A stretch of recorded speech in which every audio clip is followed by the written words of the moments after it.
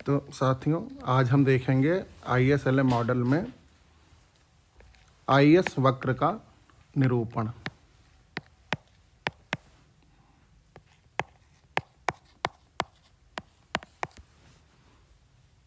IS वक्र का मतलब है वह वक्र जिसके प्रत्येक बिंदु पर I यानी कि इन्वेस्टमेंट और S यानी कि सेविंग दोनों बराबर होते हैं।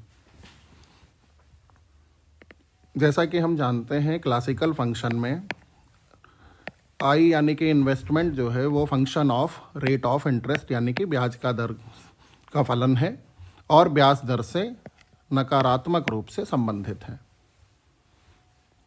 इसी प्रकार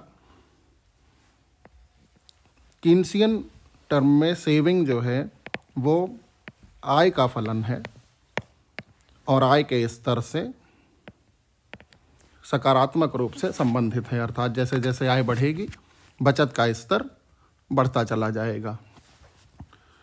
और इसीलिए IS वक्र को या ISLM वक्र विश्लेषण को कीन्सियन क्लासिकल सिंथेसिस भी कहते हैं, जैसा कि हिक्स एंसन ने दिया है। तो अब हम देखेंगे कि IS वक्र का निरूपण हम कैसे करेंगे। उसके लिए एक 4 ग्राफ का कंबाइंड फिगर बनाते हैं।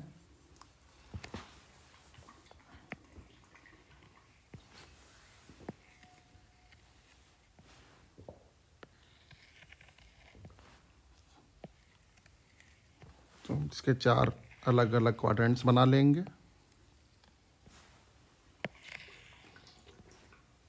और जब भी हम कोई ज्वाइंट फिगर बनाते हैं तो पैरेलल एक्सिस पे सेम चीज़ें रखी जाती हैं।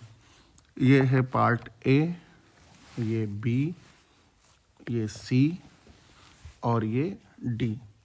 तो A सेक्शन में हम बचत फलन दिखा रहे हैं, तो इसके Y एक्सिस पे सेविंग और इस X एक्सिस पे आय का स्तर प्रदर्शित है। और ये लाइन जो बन गई ये हमारी सेविंग फंक्शन है, which is S is equal to minus C0 plus small s y। Small s का मतलब है MPS यानी कि बचत की सीमांत प्रवृत्ति। B वाले फिगर में हमें दिखाना है पैरेलल एक्सिस पे सेम चीज़ रखनी है, तो अगर A में S है Y एक्सिस पे तो B में भी S यानी कि बचत ही रहेगी। X एक्सिस में हम इसमें रखेंगे निवेश का स्तर, और अगर किसी फिगर में हमें X और Y एक्सिस की वैल्यू समान रखनी है तो उसे प्रदर्शित करने वाली रेखा 45 डिग्री एक्सिस पे बनती है। 45 डिग्री अंश की एक रेखा हमने बना ली, ये 45 डिग्री लाइन है और इसे हमने नाम दे दिया I बराबर S लाइन। C पार्ट में हमें निवेश वक्र प्रदर्शित करना है, तो इस Y एक्सिस पे निवेश और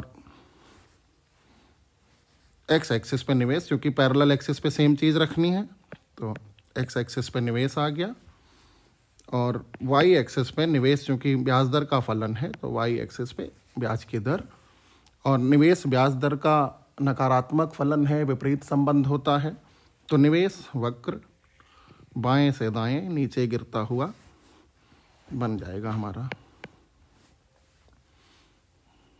और इस D फिगर में हमारा IS वक्र बनेगा। तो अब हम बनाना शुरू करते हैं।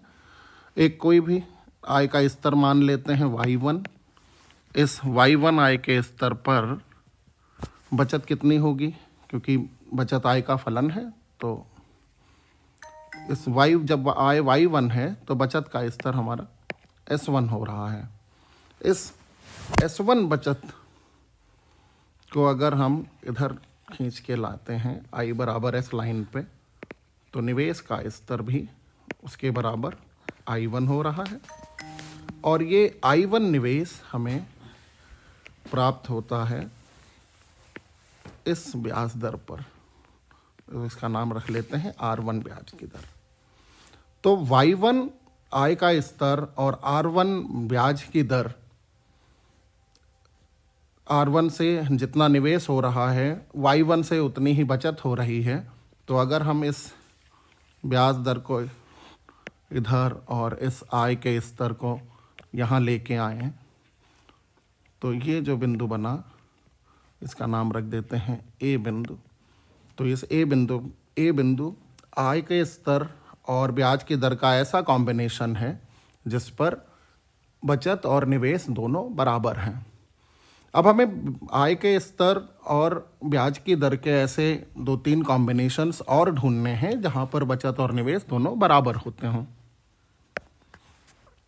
तो फिर से कोई एक काल्पनिक आय का स्तर मान लिया y2। इस y2 पे हम देख लेंगे कितनी बचत हो रही है। इस बचत का नाम रख दिया S2। ये बचत इधर लाए, ये निवेश हो गया हमारा I2। ये I2 निवेश हमें किस ब्याज दर पे प्राप्त होगा, निवेश फलन से पता चल गया। इसके लिए ब्याज दर, चूंकि निवेश बढ़ गया है तो ब्याज दर घटेगी तभी निवेश बढ़ेगा, तो ये ब्याज दर घट के R1 से R2 हो गई। और हमारे पास फिर से R2 ब्याज की दर और Y2 आय का स्तर से एक कॉम्बिनेशन फिर से मिल गया B बिंदु, जहाँ पर फिर से बचत और निवेश दोनों बराबर हैं। इसी प्रकार से हम चाहें तो कोई तीसरा भी ले सकते हैं आय का स्तर Y3।